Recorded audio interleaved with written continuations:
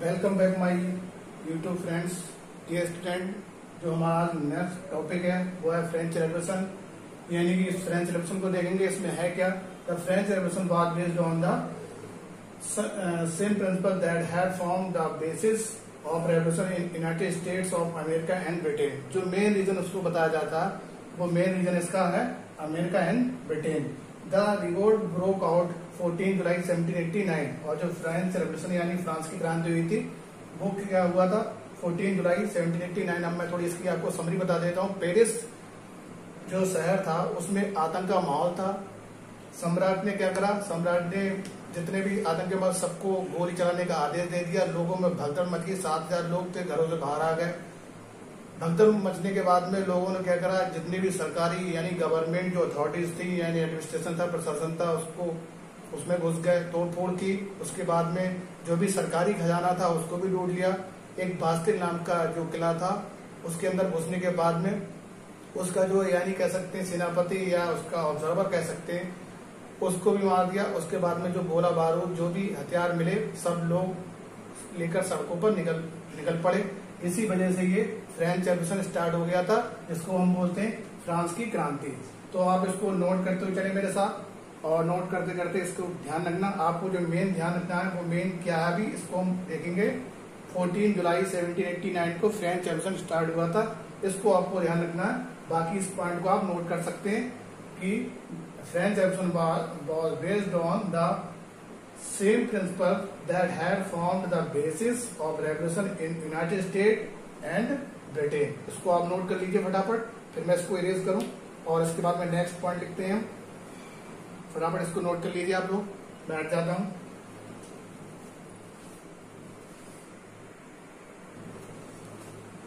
Next point हम देखते हैं। On the morning of 14 July 1789 the city of Paris was in a state of alarm. यानी कि जैसे अलार्म बजा, मैंने पहले ही आपको बता दिया था, जैसे अलार्म बजा तो जितने भी पेरिस में क्या थी भगदड़ मच गई 14 जुलाई 1789 को। The king had commanded troops to open fire upon the citizen। यानी कि जितने भी यानी किंग ने क्या दे दिया था? आदेश दे दिया था, कमांडेड दे दिया था। लोगों ने क्या करा? लोगों के ऊपर आग के गोले छोड़े गए। और इसके बाद में क्या हुआ? लोगों को जितने भी कमांडर यानी कि इसको कह सकते हैं कमांडेड आदेश दे दिया गया। और राजा ने क्या करा उसको? क्योंकि एक फायर यानी कि फायर अपॉन द सिटीजन यानी लोगों को आग में झोंक दिया गया। तो ये जितने भी थे मेन पॉइंट है। किंग यानी किंग ने क्या करा? कमांड दे दिया। इसको आप नोट कर सकते हैं। नेक्स्ट पॉइंट हम देखते हैं। सम 7,000 men and women gathered in front of the town hall। यानी कि जो टाउन था उसके सामने लोग भीड़ क्या थी उनकी इकट्ठी हो गई। कितने लोग थे उसमें? मैन एंड वुमेन 7,000 यानी कि 7,000 लोग। French society during the late 18th century. यानी कि अब इसके पॉइंट को हम देखेंगे कि ये सेंचुरी जो यानी कि 18th सेंचुरी में स्टार्ट हुआ था French revolution. In 1774 Louis 16 of the Bourbon family of kings ascended the throne of France. यानी कि जो लुइस 16 था वो बर्बन की गद्दी पे बैठा। फैमिली एक फैमिली तो उसकी तो बर्बन की गद्दी पे बैठा कौन? लुइस 16। यानी कि इसको आपको ध्यान रखना, कहीं भी आया तो लुइस 16 का गद्दी पे बैठा। तो इन 1774 और वो किंग कब बना? 1774 पे फ्रांस की गद्दी पर बैठा है। इसको आपको नोट करना है। इसको आप फटाफट नोट करिए जल्दी, ताकि मैं आगे बढ़ूं। जल्दी नोट कर लीजिए आप। स्क्रीनशॉट लेना चाहे स्क्रीनशॉट लेना चाहे स्क्रीनशॉट ले लीजिए फिर आगे, क्योंकि ये चैप्टर जो है काफी ब्रॉड है। इसको हम कम से कम 2 या 3 पार्टों में, वैसे तो कोशिश करूंगा 2 पार्टों में ये बिल्कुल फिनिश हो जाए। तो इसको आप जल्दी फटाफट नोट कर लीजिए। French revolution. फिर कंटिन्यू हम आगे बढ़ते हैं।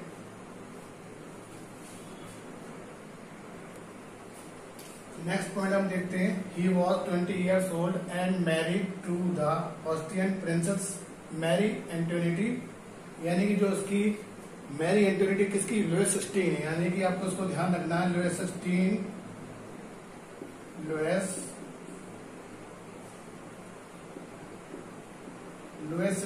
मैं दोबारा लिख दे रहा हूं, थोड़ा जल्दी में हो जाता है। लुइस 16 कि जो मैरिड थी यानी मैरिड थी वो किससे हो गई, ऑस्ट्रियन प्रिंसेस, ऑस्ट्रिया की प्रिंसेस से मैरी एंटोनिटी से हो गई। अब की जो मेन रीजन है क्या इसकी जो फाइटिंग का, तो मेन रीजन है फ्रांस और ब्रिटेन। प्रॉब्लम्स क्या है इसकी, high interest rate and need money, यानी प्रॉब्लम्स क्या होती हैं, प्रॉब्लम्स यानी कि समस्याएं क्या थी फ्रांस में, तो हाई इंटरेस्ट रेट, बहुत ज्यादा ब्याज था। दूसरा need money, need of money या नीड मनी, पैसे की बहुत ज्यादा जरूरत थी। तो ये मेन इसकी प्रॉब्लम्स थी, इसको आप नोट कर लीजिए, फिर इसके आगे बढ़ेंगे हम।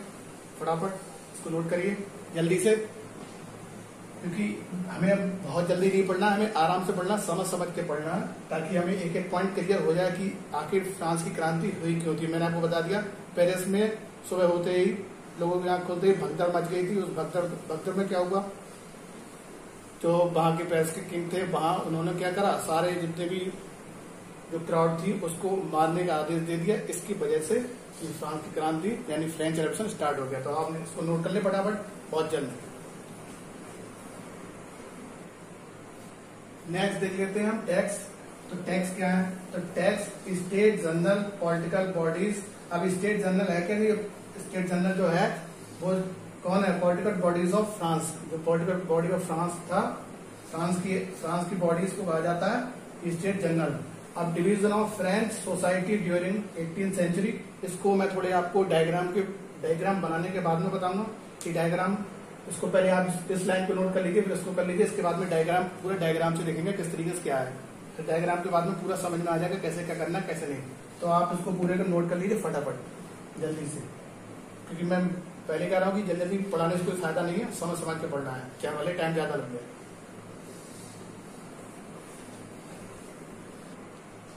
अब आगे देखते हैं इसमें, आगे इसमें क्या है। तो फर्स्ट स्टेट में मैंने अभी बताया था जो 18th सेंचुरी में स्टार्ट हुआ था। तो फर्स्ट स्टेट में क्या है, क्लर्जी। सेकेंड स्टेट में क्या है, नोबल्टी।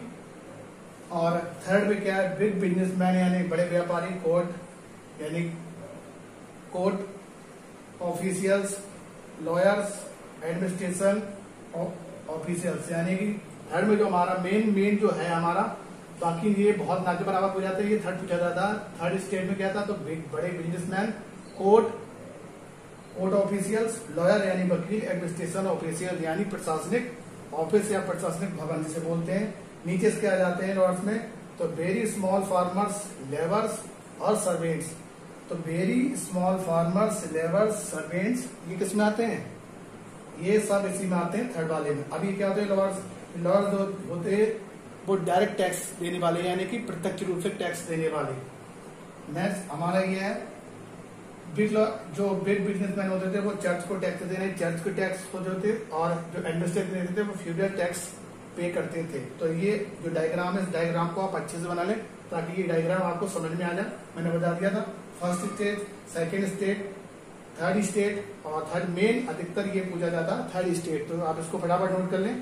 थर्ड स्टेट ये है क्या, मैंने बता दिया, बार बार बताने की जरूरत नहीं है क्योंकि आपको समझ आ रहा है, सब समझ जाएंगे।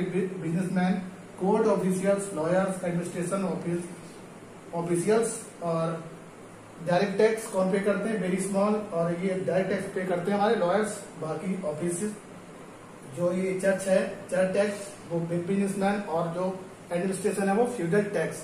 तो इसको आप फटाफट नोट कर लें। ये भी पूछा जाता है वेरी स्मॉल किसमें आता है, वो थर्ड स्टेट में। फार्मर्स, लॉयर्स और सर्वेंट्स, ये किसान जितने भी हैं वो सब किसमें आते हैं, इसी में आते हैं। फटाफट नोट कर लीजिए आप जल्दी इसको, फिर बढ़ते हैं नेक्स्ट पॉइंट पे। नोट करिए जल्दी फटाफट।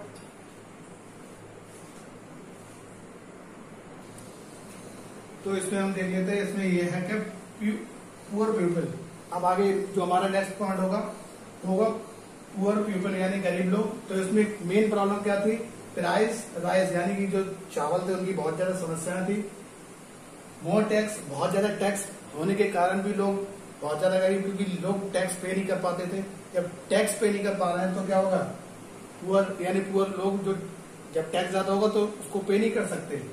मेन और हाई पॉपुलेशन, मेन रीजन था हाई पॉपुलेशन, यानी कि जो उसकी किसान की पॉपुलेशन थी वो हाई पॉपुलेशन होने की वजह से उसमें क्या थे, पुअर पीपल थे। यानी कि इसको price rise, more tax, high population, ये मेन रीजन थे किसके, फ्रांस रेवोल्यूशन के। वैसे तो मेन रीजन और भी हो सकते हैं, मगर जो मेन हमारे रीजन है वो यही है। नेक्स्ट हमारा है थीसिस। ये थीसिस क्या होता है, तो थीसिस हम देख लेते हैं। The church too expected its share of taxes called thesis. यानी जो चर्च में लोग रहते थे, यानी कि वैसे तो इसको थीसिस कहते हैं, जो church too expected its share of taxes called thesis. यानी जो चर्च के लोग शेयर करते थे, टैक्स पे करते थे, उसको बोलते थे थीसिस। मगर जो इनको पादरी बोल सकते हैं, तो ये लोग क्या होते थे, ये सीमान पैसे, तो ये सीमान किसान को छोटे किसानों को बोलते थे, यानी कि जो इनको पे करते थे वो किसानों को। इसमें जो लिखा हुआ है थीसिस इंक्लूडेड, यानी कि ये लोग थे पादरी। ये दीज इंक्लूडेड यानी कि तेली, ये तेली लिखा हुआ है, तेली वैसे तो तेली है, तो these included are direct tax called taille. यानी कि जो पादरी लोग हुआ थे वो हिंदी बोलते हैं पादरी, यानी जो डायरेक्ट टैक्स पे करते थे या प्रत्यक्ष रूप से टैक्स पे करते थे उनको बोलते थे तेली। यानी जो चर्च का यानी कि पे करते थे वो छोटे किसान भी हो सकते हैं, तो इसको वो ये बोलते हैं। तो इसको आपको ध्यान रखना है, ये मेन पॉइंट को ध्यान रखना जो बहुत ज्यादा मेन है इनको आपको। और वो टैक्स को शेयर भी करते थे, यानी कि उनको चुकाते भी थे। तो आप इसको नोट कर लीजिए फटाफट। ये हमारा पार्ट 1 होगा, इसके बाद में पार्ट 2 भी आएगा, क्योंकि दो पार्टों में ये फिनिश कर पाएंगे हम लोग। मेन जो पॉइंट है इसके, आप इसको फटाफट नोट कर लीजिए जल्दी से।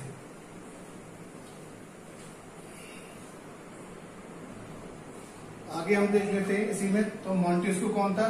1689 से 1755 was a French lawyer. Montesquieu कौन था? फ्रेंच यानी वकील था, लॉयर था।